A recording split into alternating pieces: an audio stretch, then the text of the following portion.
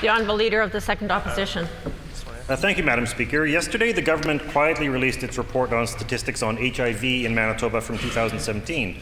The number of new cases is lower for a reason that is not very reassuring, that people in the past who were being tested were sometimes being counted twice. On page 7 of that report, which I table, the authors note that Manitoba Health's data is not as complete as the September Manitoba HIV program update, which I also table. That September document shows that 18% of new infections are due to injection drug use. 2 of the known risks of meth use are psychosis and sexual aggression, which both lead to increases in the spread of STIs and bloodborne illnesses. In Manitoba, syphilis rates have increased by 400%, driven by meth, and doctors are warning that HIV could go up as well. There are HIV medications that can prevent the disease from spreading, but Manitoba is the only province in Western Canada that doesn't cover it free of charge. Will this government expand harm reduction across Manitoba and prevent the spread of HIV by making this life-saving drug available for free? The Honourable Minister of Health, Seniors and Active Living. I thank you, Madam Speaker, for the opportunity to answer the question. To be clear, in Manitoba, we're still reviewing the PREP coverage as a potential intervention to prevent HIV infection. But to be clear, as other jurisdictions do, post-exposure prophylaxis, Manitoba is at the same place as other provinces providing these drugs. The Honourable Leader of the Second Opposition on a supplementary question.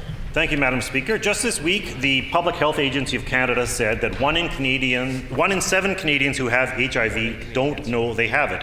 If people don't know they're infected, they obviously cannot take the steps they need to prevent HIV or keep themselves well. Right. Here in Manitoba, people are late getting diagnosed and late getting care. The government's report said that while men are more likely to be infected than HIV with women, women are twice as likely to be tested, in part because women are routinely tested in Manitoba when they're pregnant.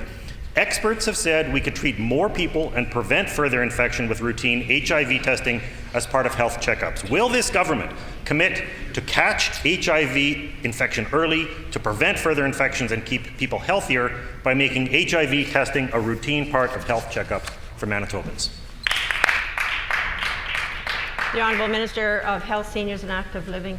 Madam Speaker, it's an important issue. I'm glad that the member is raising the issue, and it's why we continue to study the issue of whether at this point in time that it's time to extend the current accommodation and coverage that we have for pre-exposure prophylaxis in this province, as other jurisdictions are also doing.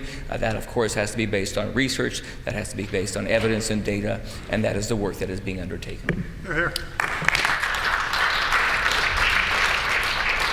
The Honourable Leader of the Second Opposition on a final supplementary. Thank you, Madam Speaker. We all know there's a meth epidemic in Manitoba, and in August, the WRHA reported that there's been an outbreak of syphilis, with more cases than in the 3 previous years combined. They reported that 30% of the people who were infected were crystal meth users.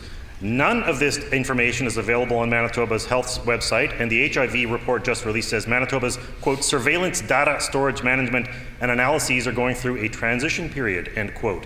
This transition has taken quite a while. The Manitoba Annual Summary of Communicable Diseases has not been updated since 2015, nearly 3 years ago, and monthly reports have not been updated since June 2017. There's no way for the public to access this information. Does the Minister of Health have access to this information, and if so, will he make it public today?